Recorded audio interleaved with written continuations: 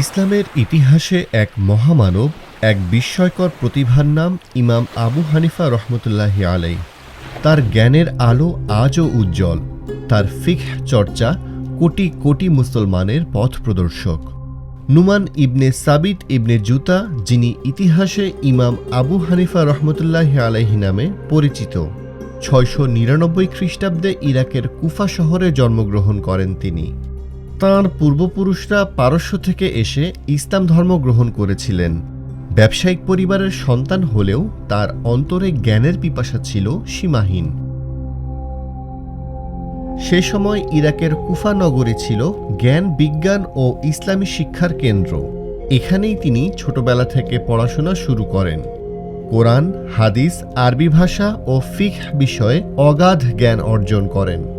তাঁর শিক্ষাগুরু ছিল প্রখ্যাত আলিম হাম্মাদ ইবনে আবি সুলাইমান রহমতুল্লাহি আলাইহ, যার কাছে তিনি 18 বছর ধরে ফিকহ শিক্ষা লাভ করেন। ইসলামী আইনশাস্ত্রের গবেষণায় তিনি যুক্তির প্রাধান্য দেন।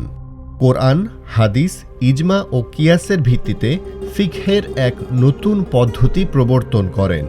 তাঁর এই পদ্ধতি পরবর্তীতে হানাফি মাযহাব নামে পরিচিতি লাভ করে। আজ বিশ্বের প্রায় অর্ধেক মুসলমান এই মাযহাব অনুসরণ করেন।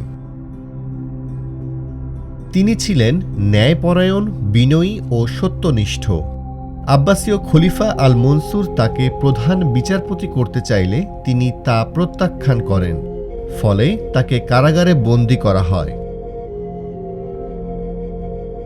767 খ্রিস্টাব্দে কারাগারেই শেষ নিঃশ্বাস ত্যাগ করেন এই মহান ফকিহ। কিন্তু তার জ্ঞান ও শিক্ষা আজও অমর হয়ে আছে মুসলিম সম্প্রদায়ের মাঝে। ইমাম আবু হানিফা রহমতুল্লাহি আলাইহির মৃত্যুর পর তার ছাত্ররা তাঁর শিক্ষাকে এগিয়ে নিয়ে যান।